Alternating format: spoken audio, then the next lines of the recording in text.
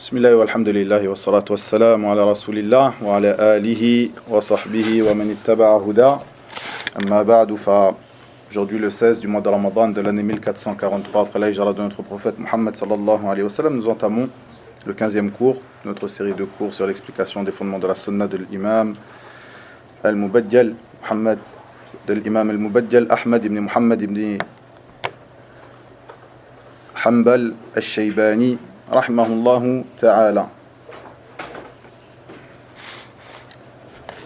Comme je l'ai évoqué pendant le mois de Ramadan, donc ce seront des cours qui seront plus courts que d'habitude pour laisser la place à un deuxième cours sur des sujets traitant du jeûne, du qiyam de Ramadan, salat al-tarawih, de ad-du'a et autres parmi les pratiques légiférées pendant ce mois béni.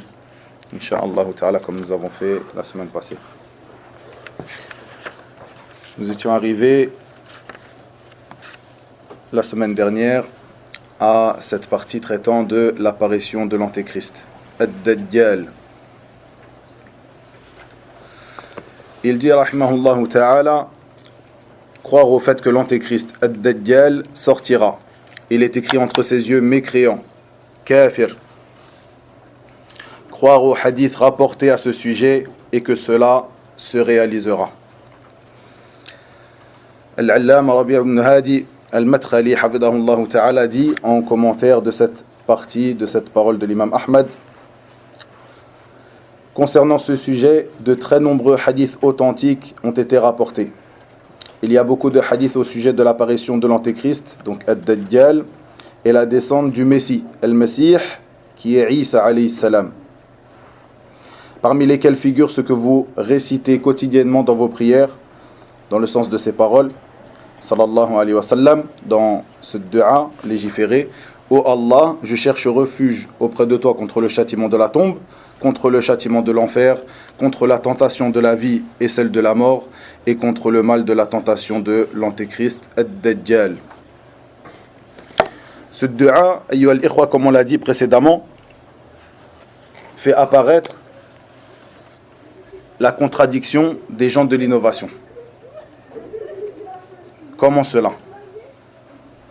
Ce dua, donc, que nous récitons après at-tashahhud, où nous cherchons refuge contre plusieurs choses, entre autres contre l'apparition de l'Antéchrist, de même que contre le châtiment de l'enfer et le châtiment de la tombe. Comment ce dua laisse apparaître la contradiction des gens de l'innovation, qui est une caractéristique principale de ces gens-là, une chose par laquelle ils se démarquent, leur contradiction au sujet des textes du Coran et de la Sunna.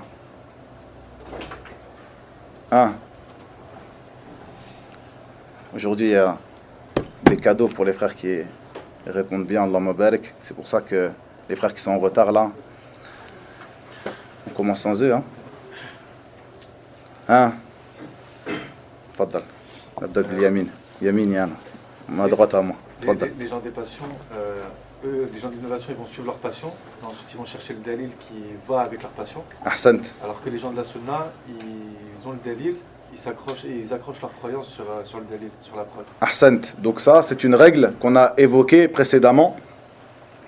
Comme l'a rappelé votre frère ici, hafidahullah, le fait que les gens de l'innovation, une caractéristique principale qui les démarque, ya'taqidun thumma yastadillun, c'est-à-dire que ils croient en une chose, ils y croient fermement, puis ils demandent, ils recherchent la preuve de cette chose. À l'inverse des gens de la sunna qui recherchent la preuve, qui demandent la preuve, la recherche, et suite à cette preuve-là, si cette preuve est authentique, ils y croient, ils construisent dessus leur croyance, leur aqidah. Ceci est une caractéristique principale des gens de la sunna, de même qu'une caractéristique principale des gens de l'innovation, qui est son contraire. Et comment donc, dans ce hadith, ou dans ce dua, nous voyons cette contradiction apparaître clairement. Idrissa, tfaddal.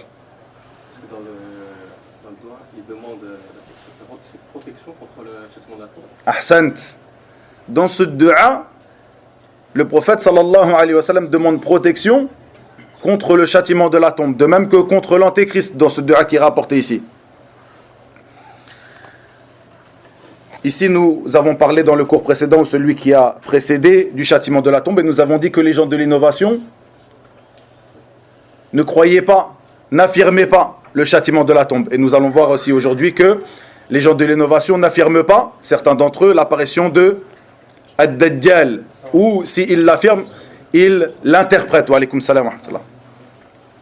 Et autre que cela, parmi ces croyances qui sont évoquées dans ce dua, ou dans autre que cela parmi al-ahadith, qu'ils réprouvent, malgré que ces derniers affirment l'authenticité du hadith et que dans les règles religieuses, ils le pratiquent.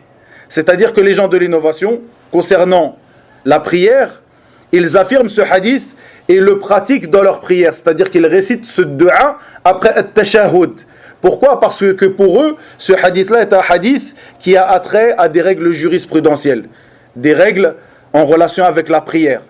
De même que, comme nous l'avons vu dans les cours précédents, sur le châtiment de la tombe, ce hadith qui se trouve dans les deux recueils authentiques, où le prophète sallallahu alayhi wa sallam est passé auprès de deux tombes et a dit: ces deux-là sont châtiés dans leur tombe. Celui-ci, car il ne se préservait pas de son urine, il ne se nettoyait pas ou il ne se cachait pas lorsqu'il faisait, a'azzakumullah, ses besoins. Et celui-là, car il pratiquait la calomnie, an-namima. Les gens de l'innovation, qui eux-mêmes n'affirment pas le châtiment de la tombe, affirment ce hadith et en tirent des enseignements qui ont attrait aux règles jurisprudentielles ou à des règles concernant les bons comportements, comme l'interdiction de la calomnie, de même que l'obligation de se nettoyer de son urine, a'azzakumullah. Nous voyons ici leur contradiction. Ils n'affirment pas la croyance qui est contenue dans ce hadith suite à une croyance qu'ils ont déjà. Ils ont cette croyance qu'il n'y a pas de châtiment de la tombe. Ils ont cette croyance, cette aqida. Et lorsqu'ils cherchent une preuve ou lorsqu'ils trouvent une preuve qui contredit cela, ils n'affirment pas cette croyance qui contredit leur propre croyance. Nous voyons ici donc la contradiction des gens de l'innovation. Puis il dit, hafidahullahu ta'ala, les hadiths rapportés au sujet de Ad-Dajjal et de la descente de Isa sont très nombreux, comme on le verra. Bien sûr, la descente de Isa, alayhi salam, Jésus, le fils de Marie, alayhi salam, est un sujet qui sera traité dans le fondement prochain, que nous traiterons la semaine prochaine, insha'Allah ta'ala. Les hadiths sont nombreux, parmi lesquels celui d'Ibn Umar, de Anas, de Hudayfa, d'Ibn Mas'ud, d'Abu Hurayra et autres, se trouvant dans l'authentique de l'imam Muslim. Il dit, hafidahullah, il parle de l'apparition de Ad-Dajjal et affirme que chaque prophète a mis en garde contre lui. Muhammad sallallahu alayhi wa sallam a mis en garde contre lui en disant: je vous mets en garde contre lui, je vais vous dire une chose que nul n'a dit avant moi, il est borgne de l'œil droit.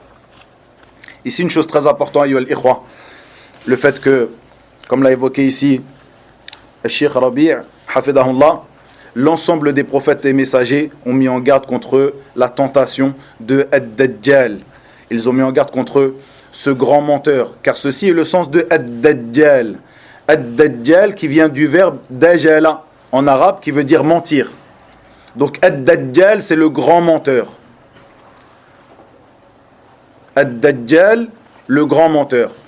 Et ils ont mis en garde pour l'ensemble d'entre eux contre cette personne et sa tentation que nous allons évoquer dans le cours d'aujourd'hui, ou ces tentations avec lesquelles il viendra, que nous allons évoquer dans le cours d'aujourd'hui, insha'Allah ta'ala. Et notre prophète sallallahu alayhi wa sallam, dans ce hadith qui est rapporté par l'imam al-Bukhari, qui a été évoqué par ici par Cheikh hafidahullah, nous informe de cela et rajoute que il va nous informer, c'est-à-dire nous, sa communauté, d'une chose que ses frères parmi les prophètes et messagers n'ont pas informé avant lui, le fait qu'il est borgne de l'œil droit. Et ceci est une caractéristique évidente et principale de Ad-Dajjal, comme on va le voir ici, et beaucoup de hadiths ont été rapportés sur son œil. Yarhamukallah. Sur le détail de son œil, cet œil droit, comme nous allons le voir dans le cours d'aujourd'hui.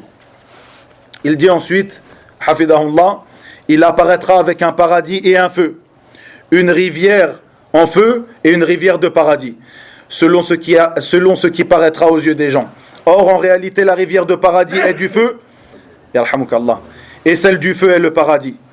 Le messager sallallahu alayhi wa sallam a recommandé que lorsque le croyant verra ce qui paraîtra en feu aux yeux des gens, qu'il en boive. Il baissera la tête, fermera les yeux et en boira, car c'est une eau froide. Et le paradis est celui qui paraîtra aux gens, aux yeux des gens, comme du feu, qu'Allah nous en préserve. Puis il dit, Hafidahullah, le prophète sallallahu alayhi wa sallam a dit, je connais ce que possède Ad-Dajjal mieux que lui-même. Je connais ce que possède Ad-Dajjal mieux que lui-même. C'est-à-dire que Ad-Dajjal ne saura pas que cette rivière avec laquelle il viendra, qui sera aux yeux des gens, qui apparaîtra comme étant du feu, sera paradis et vice-versa. Lui-même ne le saura pas. Alors que le prophète sallallahu alayhi wa sallam le sait, donc il le sait mieux que Ad-Dajjal et il nous en informe afin de nous en préserver. Et les hadiths parlant de Ad-Dajjal, l'antéchrist, sont nombreux, et ceci car sa tentation est grande, comme l'a évoqué notre prophète Muhammad sallallahu alayhi wa sallam. Il dit donc, Hafidahullah, le messager sallallahu alayhi wa sallam connaît donc mieux Ad-Dajjal, ou il connaît donc mieux qu'Ad-Dajjal ce qu'il possède. En effet, Ad-Dajjal ne sait pas que cette rivière est du feu et que l'autre c'est le paradis. Puis il dit, Hafidahullah, sur le front de Ad-Dajjal il est écrit Kafir, mécréant. Tout croyant aussi bien lettré qu'illettré pourra le lire. Ces choses concernant Ad-Dajjal, comme ce que nous avons vu précédemment, Ash-Shafa'a, de même que le châtiment de la tombe, de même que Al-Hawd, le bassin du prophète Muhammad sallallahu alayhi wa sallam, de même que Al-Mizan, la balance, de même que ce que nous allons voir au prochain cours concernant la venue de Isa, la descente de Isa alayhi salam, tous ces ahadiths et toutes ces croyances sont de l'attrait de l'invisible, des choses qui ne sont pas encore arrivées, ou des choses qui sont de l'attrait de l'invisible, comme ce qui était rapporté dans le châtiment de la tombe. Donc il nous est impératif d'y croire selon ce qu'impliquent les textes du Coran de la Sunna. Et il n'y a aucune place dans ces croyances pour la raison de l'être humain. Il dit donc, tout croyant aussi bien lettré qu'illettré pourra le lire. Comment une personne illettrée pourra le lire? Ceci sont des choses de l'invisible, des choses que nous informe notre prophète sallallahu alayhi wa sallam, et il nous convient d'y croire, comme le dit l'imam Ahmad dans l'ensemble de ses fondements, à la fin de chacun de ses fondements qu'il évoqua, et ceci est la voix des gens de la sunna, sami'na wa ata'na, nous avons entendu et obéi. Et comme vous le savez, comme l'a rappelé notre Seigneur Tabaraka wa Ta'ala dans les premiers versets de Surat al-Baqarah, l'une des caractéristiques principales des croyants est qu'ils croient en l'invisible. Ahsantum. Donc tout croyant aussi bien lettré qu'illettré pourra le lire. C'est un signe précis qui montre qu'il est mécréant. Et ce, contrairement à celui qui porte un habit islamique au nom de l'islam, qui porte un slogan islamique, mais qui ne fait pas partie de l'islam. Nous pouvons citer parmi eux Al-Shi'a Al-Rawafid. Al-Shi'a Al-Rawafid, qui eux se prétendent de l'islam, mais dans ces derniers, leur religion n'a rien à voir avec la religion des musulmans, comme vous le savez. Et il n'est pas anodin de citer cette secte, Al-Shi'a Al-Rafidah, car ces derniers ont une croyance précise concernant Ad-Dajjal, de même que certains signes de la fin des temps, notamment Al-Mahdi, que je vais évoquer soit au cours d'aujourd'hui, soit au cours prochain, car la venue de Al-Mahdi, même si elle n'est pas évoquée ici dans le livre de l'imam Ahmad, dans les traités de la Sunna, dans les fondements de la Sunna, la venue de l'Mahdi a une place importante dans la croyance du musulman, et notamment lorsque nous parlons de la venue de Dajjal ou la descente de Isa, alayhi salam, Jésus le fils de Marie, alayhi salam. Et ces derniers ont donc une croyance particulière concernant le Mahdi, de même que Ad-Dajjal, et il faut savoir que, comme le disent nos savants, ces derniers seront parmi les suiveurs de Ad-Dajjal.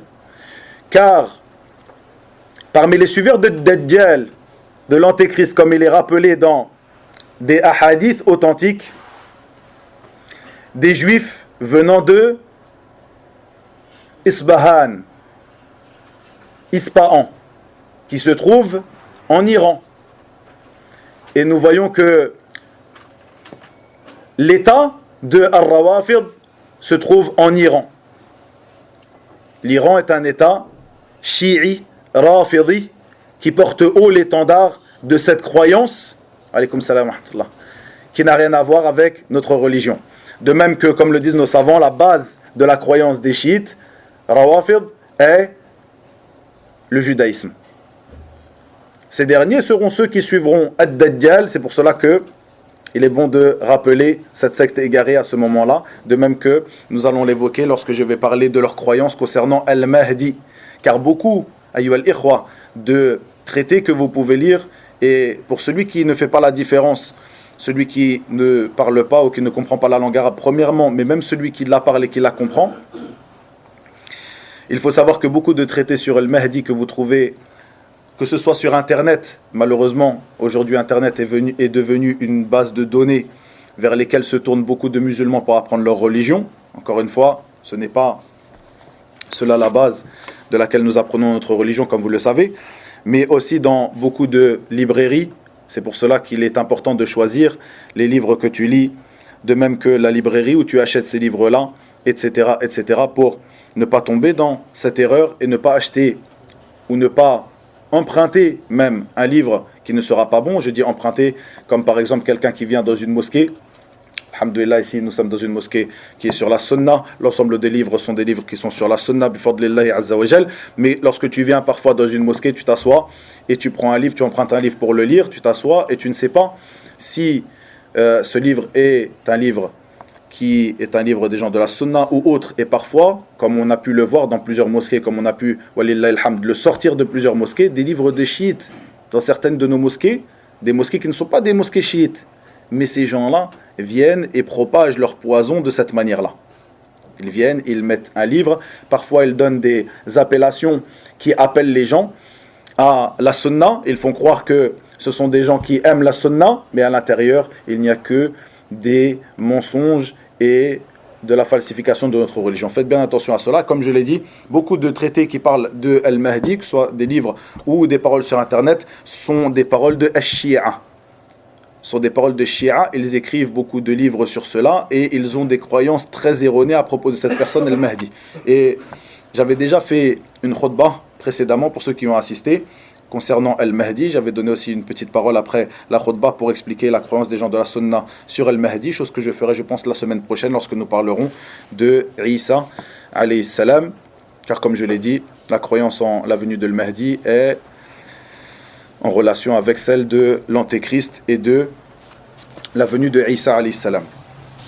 Pour revenir sur notre cours d'aujourd'hui, donc concernant Ad-Dajjal, l'Antéchrist. Que ce soit l'apparition de l'Antéchrist ou la venue de Isa alayhi salam, ceux-ci font partie, ces deux-là donc font partie des signes annonciateurs de la fin des temps. Et avant cela, ces deux croyances, la croyance en la venue de l'Antéchrist comme la croyance en la venue de Isa alayhi salam, font partie de la croyance au jour dernier, qui font partie des 6 piliers de la foi, comme vous le savez. Et ceci est obligatoire pour tout musulman d'avoir cette croyance, et ceci même est le sens de l'aqida, la croyance, comme nous l'avons dit. Quel est le sens de l'aqida? Nous avons l'habitude de répéter l'aqida, al-aqida. Mais quel est le sens de ce mot? Al-aqida qu'on traduirait par croyance. Que veut dire la croyance? Hein?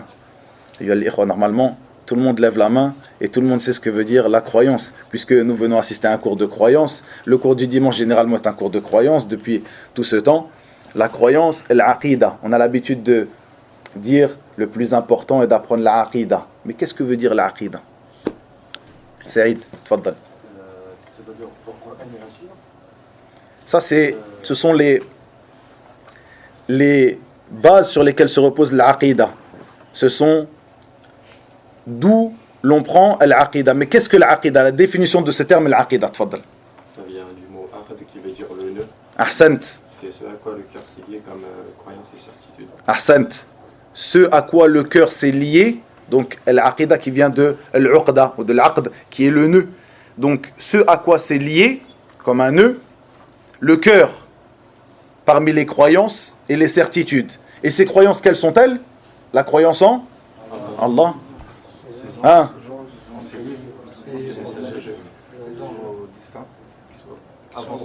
Au jour dernier, Ahsantum et le destin, la présentation bonne ou mauvaise. Donc ici, ceux qui ont en question ici, تفضل بارك الله فيك العقيدة يا أيها الإخوة. On dit l'aqida, c'est la chose la plus importante. Il n'est pas convenable qu'un frère salafi qui respecte sa croyance et son manhaj ne connaisse pas exactement ce qu'est l'aqida, chose à laquelle nous appelons, la première chose à laquelle nous appelons, cette chose à laquelle on a appelé l'ensemble des prophètes et messagers. Car l'ensemble des prophètes et messagers appelés à l'unicité d'Allah tabaraka wa ta'ala, de même que islah al-aqaid, la réforme des croyances. وَلَقَدْ بَعَثْنَا فِي كُلِّ أُمَّةٍ رَسُولًا أَنْ يَعْبُدُوا اللَّهَ وَاجْتَنِبُوا الطَّاغُوتَ.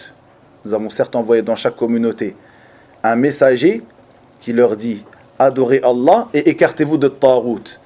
L'appel à l'adoration d'Allah Azza wa Jal seul et sans associé, et la mécréance, le fait de mécroire en At-Taghut. Donc l'appel à l'unicité d'Allah tabaraka wa ta'ala, les bonnes croyances, de même que la réforme des croyances. Barakallahu fikum. Donc, nous avons dit que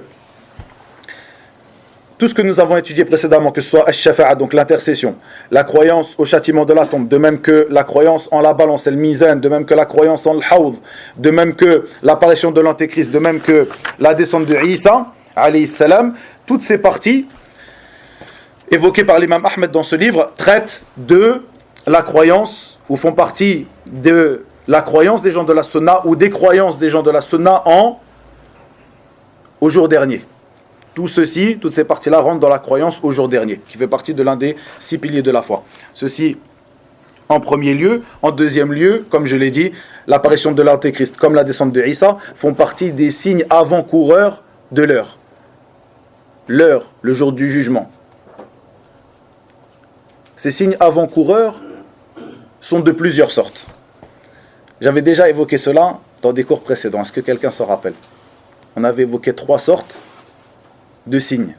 Certains parmi les gens de science disent 2 sortes de signes. Salih, tfaddal. Les signes précurseurs, les signes mineurs et majeurs. Ahsant. Donc les signes précurseurs avant-coureurs de l'heure sont de 2 sortes. Chez plusieurs parmi les savants, ils disent, et ceci est une sous-catégorie ou une catégorie, une manière de catégoriser ces signes qui est exacte. On dit les signes avant-coureurs majeurs et mineurs. Donc, al-ashrat, puisque en arabe les signes, on appelle ça al-ashrat, comme il est venu dans le Coran, faqad jaa ashratuha. Al-ashrat, qui veut dire donc les signes, qui est le pluriel de Ahsant, qui est le pluriel de sharat, et non de shart, de sharat. Le pluriel ashrat, donc les signes. Et on dit aussi al-amarat, comme il est rapporté dans quel hadith? Comme salam. Ahsant, dans le hadith de Jibril. Donc, on appelle ça asharatu sa'a wa amaratu sa'a, les signes de l'heure. Et les savants ont dit que les signes de l'heure sont de 2 sortes. Donc, les grands signes, al-alamat al-kubra, al-asharatu al-kubra, wa as-sughra, et les petits signes. Ils ont aussi fait un autre détail que cela. Salih, tfaddal. Ils ont fait un autre détail. Est-ce que quelqu'un s'en rappelle? Je donne un livre, pas plus. Par personne. Ah, Kamel, tfaddal. Les signes qui sont déjà passés, les signes qui ne sont pas encore passés, et les signes qui vont se répéter. Qui vont continuer. Ahsant. Ahsant. Tfaddal. Ahsant. Donc, vous avez entendu votre frère Kamel, il a dit, comme on l'avait déjà évoqué, dans quelle étude? À quel moment on a évoqué ça? Lorsqu'on a expliqué les 3 fondements. Quand j'ai expliqué le hadith de Jibril alayhi salam. Les savants ont divisé aussi les signes de l'heure en 3 sortes. Les signes qui sont passés et qui ne reviendront plus. Comme par exemple la mort du prophète sallallahu alayhi wa sallam, l'apparition du prophète sallallahu alayhi wa sallam, ahsant, le fait que la lune s'est fendue, et autre que cela, parmi ces signes avant-coureurs de l'heure qui sont venus et qui ne reviendront pas, qui sont passés. La deuxième sorte, des signes qui sont déjà apparus et qui continuent d'apparaître. Comme par exemple, la disparition de la science, la propagation de l'ignorance, la propagation du meurtre et autre que cela. Et ces signes qui ne sont pas encore apparus, et parmi ces signes qui ne sont pas encore apparus, les grands signes de l'heure. Les grands signes de l'heure sont au nombre de 10. Ceci d'après la parole du prophète sallallahu alayhi wa sallam. Vous ne verrez pas l'heure, ou l'heure ne se lèvera pas, dans le sens de ces paroles, jusqu'à ce que viennent 10 signes. Et il est rapporté aussi parmi, ou il est évoqué parmi les paroles des savants que certains signes, autres que ces 10 signes, font partie aussi des grands signes de l'heure. Mais ce qui est voulu par ces grands signes qui sont évoqués dans ce hadith, qui est rapporté par l'imam Muslim, donc le prophète sallallahu alayhi wa sallam, lorsqu'il dit, dans le sens de ces paroles, l'heure ne se lèvera pas jusqu'à ce que viennent ou qu'apparaissent 10 signes, sont les signes qui annoncent l'arrivée imminente de l'heure. Et ces 10 signes, quels sont-ils? Est-ce que quelqu'un les connaît, les 10? Si vous ne les connaissez pas, écrivez-les. Les 10 signes annonciateurs de l'heure. Il faut savoir, juste une petite parenthèse par rapport à cela, que il n'y a pas de preuve sur l'apparition d'un signe avant l'autre, où il n'y a pas de preuve qui nous montrerait avec certitude que tel signe est le premier des signes.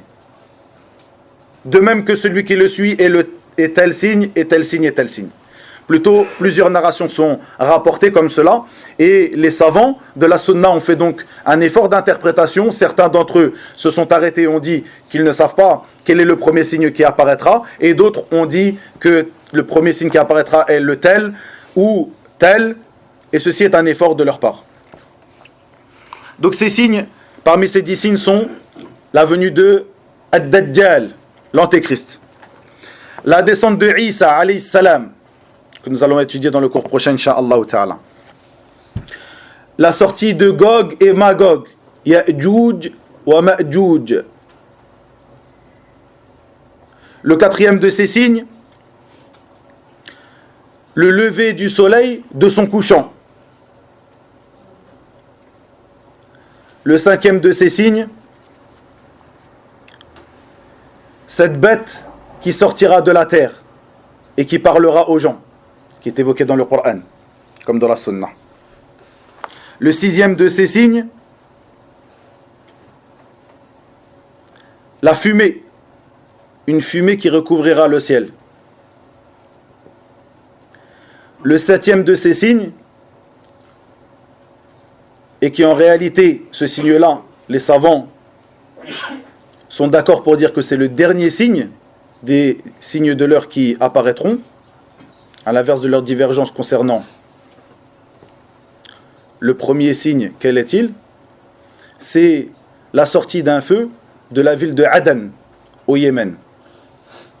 Un feu qui réunira les gens et qui les chassera vers la terre du rassemblement. Arad al-Mahshar, la terre du rassemblement. Puis les 3 derniers, sont réunis sous une seule dénomination, c'est 3 tremblements de terre. Ici on a évoqué 7 signes, plus 3 tremblements de terre, un tremblement en Occident, un tremblement en Orient et un tremblement de terre sur la péninsule arabique. Ces 10 signes sont les 10 signes, les 10 grands signes avant-coureurs de l'heure. Et donc, comme vous l'avez vu, l'un de ces grands signes est la venue de Ad-Dajjal, l'Antéchrist, qui est le sujet du cours d'aujourd'hui. Ici, une règle qui est très importante concernant les signes de l'heure, ayyuha al-ikhwa, que j'ai déjà évoqué précédemment. Celui qui s'en rappelle, il prend ce livre-là, Inch'Allah. Est-ce que tous les signes de l'heure, tout ce qui est évoqué comme étant un signe avant-coureur de l'heure, sont des choses qui sont interdites dans notre législation, ou des choses blâmables dans notre législation? Tu peux répéter la question? Est-ce que toutes les choses qui ont été évoquées dans les ahadiths concernant les signes de l'heure sont des choses qui sont blâmables ou interdites dans notre législation? Non, c'est bon. Tfaddal Omar. Non, c'est bon. On avait cité l'exemple que quand on va se passer dans les baptistes, les constructions de baptistes, on avait dit que ce n'était pas forcément quelque chose de mauvais. Ahsant. Une chose qui est connue chez les gens de la masse, faites bien attention, une chose qui est connue chez les gens de la masse, faites passer ça Omar, barakallahu fikum. Une chose qui est connue chez les gens de la masse est que tout ce qui est évoqué comme étant un signe de l'heure est quelque chose de blâmable, est quelque chose que l'on pointe du doigt. Et vous les entendez souvent parler de certains pays, par exemple, parmi les pays musulmans, et dire, regardez ces derniers, ils construisent des hautes bâtisses. Et c'est venu dans ce hadith, le hadith de Jibril en l'occurrence, que notre prophète sallallahu alayhi wa sallam nous informa que le fait de se concurrencer dans les bâtisses ou l'élévation des hautes bâtisses est quelque chose qui fait partie des signes de la fin des temps. Sans aucun doute ceci, la concurrence, et en particulier de cette sorte de gens qui a été évoquée ici, c'est-à-dire des gens qui à la base étaient des bergers, des gens qui n'avaient pas d'argent, qui n'avaient pas de chaussures, qui en viennent à se concurrencer dans l'élévation de hautes bâtisses, est une chose particulière. Mais le fait de dire que se concurrencer dans l'élévation des bâtisses, ou en tout cas le fait de bâtir de hauts édifices, est quelque chose de blâmable, ceci n'est pas vrai. Et il pointe du doigt certaines personnes, dans certains pays en particulier, en disant, regardez, ces derniers pratiquent une chose qui est évoquée comme étant un signe avant-coureur de l'heure. Ceci est faux. Ce n'est pas toute chose qui est évoquée comme étant un signe avant-coureur de l'heure, qui fait partie des choses blâmables. Nous pouvons citer aussi le fait que la péninsule arabique, comme il est rapporté dans plusieurs hadiths authentiques, redeviendra verdoyante comme elle l'était précédemment. La péninsule arabique, qui est en très grande partie composée de désert, reviendra verdoyante comme elle l'était précédemment. Est-ce que ceci est une chose blâmable? Est-ce que ceci n'est pas une chose que nous aimons? De même que ce qui est rapporté comme la conquête de certaines contrées, comme la conquête de Al-Qustantiniya, par exemple, par exemple. Ceci est une chose que les musulmans aiment et apprécient. Ce n'est pas quelque chose de blâmable. Pourtant, ceci est rapporté parmi ces signes. Donc, ceci est une règle concernant les signes de l'heure. Ce n'est pas toute chose qui est rappelée comme étant un signe de l'heure qui est forcément quelque chose de blâmable ou quelque chose qui est interdit. Donc tu ne peux pas prendre un hadith et dire cette chose-là est interdite puisque ça fait partie des signes de l'heure. Non, ce n'est pas comme ça. Pour terminer le cours d'aujourd'hui, donc pour résumer notre croyance concernant Ad-Dajjal, le fait que ce dernier, Ad-Dajjal, le faux messie, donc sortira. Et ceci fait partie des signes avant-coureurs de l'heure, des grands signes avant-coureurs de l'heure. Il viendra de l'Orient. Il viendra de la province de Al-Khurasan. Et il sortira avec un grand nombre de juifs venus de Aspahan, Isbahan. Et il parcourra la terre, il rentrera dans chaque endroit, sur terre, chaque contrée, sauf Mecca ou Al-Medina, la Mecque et Médine. Comme il l'a dit lui-même, Ad-Dajjal. Comment ça, comment il l'a dit lui-même? Ayyuha al-ikhwa, tfaddal akhi. Car il y a 2 anges, et un ange à la porte qui garde. Ahsant, ça c'est Ahsant, barakallahu fik. Ce que je veux dire, comme il l'a dit lui-même, donc Ad-Dajjal. Massi, tfaddal. Je crois qu'il y a un hadith dans lequel il dit qu'un homme il a rencontré Dajjal sur une île, et il va parler de... C'est pas exactement ça, mais jazakallahu khair. Un hadith qui est évoqué qui est rapporté dans le Sahih de l'imam Muslim, qui est communément appelé hadith al-Jassasa. Al-Jassasa, qui veut dire l'espionne. Ce hadith qui est rapporté par notre prophète Muhammad sallallahu alayhi wa sallam, faites bien attention ayyuha al-ikhwa, par notre prophète Muhammad sallallahu alayhi wa sallam, qu'il rapporta d'un de ses compagnons. Quel est ce compagnon? Hein? Mais qui a dit avant? Hein? Tfaddal Houd. Tfaddal marhaban. J'ai plus beaucoup là. Tfaddal. Prends celui-là avec Inch'Allah. Prends Ithnain Inch'Allah. Ahsant. Parmi donc ces hadiths, et ceci est le seul hadith où le prophète sallallahu alayhi wa sallam donc rapporte de quelqu'un qui est en dessous de lui. Et ceci nous montre l'autorisation et le fait qu'il n'y a pas de mal dans cela. Plutôt ceci était la voie de nos pieux prédécesseurs. Le fait que le prophète sallallahu alayhi wa sallam a rapporté ce hadith de quelqu'un. Et avant, c'est les frères, parce que ça commence à monter. Approchez-vous s'il vous plaît les frères pour laisser la place aux prières qui vont venir pour la prière. Ce hadith donc qui est rapporté par le prophète Muhammad sallallahu alayhi wa sallam de Tamim ibn Aus ad-Dari radiyallahu anhu, qui était auparavant chrétien et qui est rentré en islam. Ce grand compagnon Tamim ibn Aus rapporte cette histoire qu'il a vécue lui-même et le prophète sallallahu alayhi wa sallam la rapporte de lui. Il rapporte donc que ce compagnon Tamim ibn Aus lui a rapporté une histoire qu'un jour, pour résumer cette histoire, le hadith de Al-Jassasa que vous trouvez qui est un long hadith qui se trouve dans le Sahih de l'imam Muslim, où un jour il était en mer, Tamim, avec un groupe de 30 personnes. Et les vagues ont joué avec eux jusqu'à les emmener sur une île. Les ont fait dériver jusqu'à les emmener sur une île. Quand ils descendirent sur cette île, ils trouvèrent une bête, qui est elle, Al-Jassasa, donc l'espionne, une bête étrange, poilue, dont on ne connaissait pas le devant du derrière de cette bête-là. Et cette bête qui les orienta vers une caverne où se trouvait un homme immense, comme le dit Tamim ibn Aus ad-Dari, radiyallahu anhu, qu'il n'a pas vu un homme aussi immense que lui, qui était attaché par des chaînes sur l'ensemble de son corps. Et cette personne lui posa des questions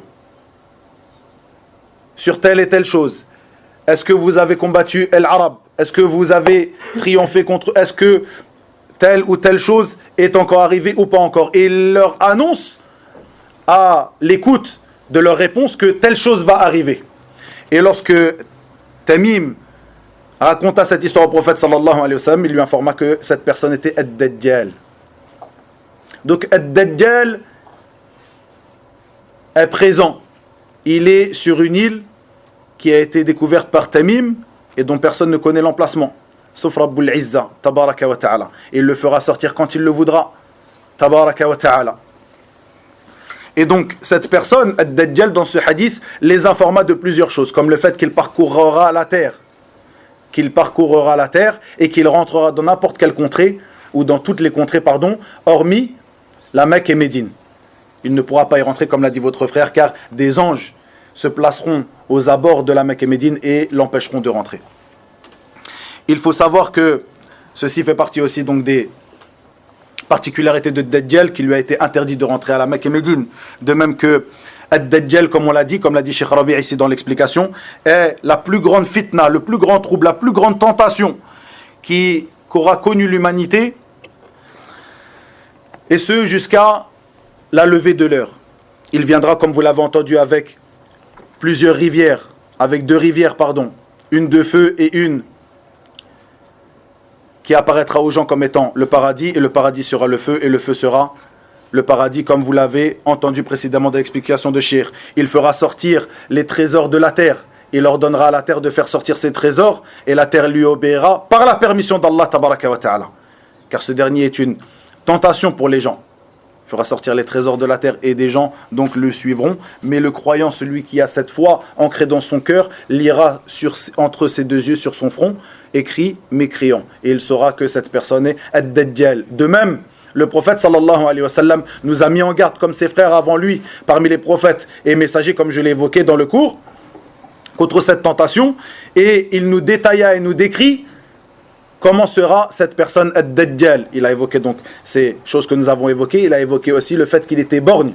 Et cette chose, comme l'a rapporté ici Cheikh Rabi' hafidahullah, donc ce hadith qui se trouve dans le Sahih de l'imam al-Bukhari, où il dit sallallahu alayhi wa sallam dans le sens de ses paroles, je veux vous dire une chose que nul n'a dit avant moi, aucun parmi les prophètes et messagers n'a dit avant moi, il est borgne de l'œil droit. Et cette personne Ad-Dajjal qui prétendra être le Seigneur des mondes tabaraka wa ta'ala, et le prophète sallallahu alayhi wa sallam de dire dans un autre hadith, innahu a'war wa inna rabbakum laysa bi'a'war. Il est certes borgne, donc le Ad-Dajjal, et votre Seigneur n'est pas borgne. Tabaraka wa ta'ala.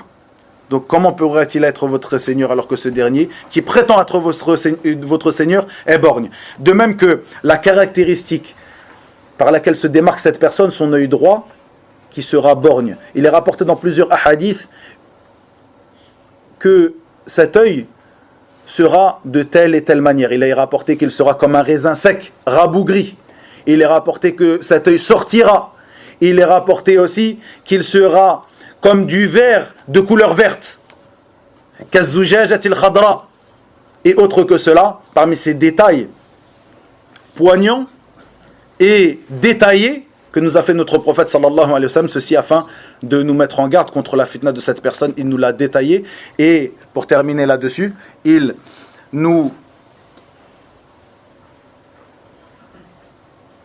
expliqua, ou il nous orienta, sallallahu alayhi wa sallam, vers des choses par lesquelles nous pourrons nous préserver de cette personne Ad-Dajjal. Parmi ces choses, sans aucun doute, la croyance authentique, puisque, comme on l'a dit, tout croyant authentique,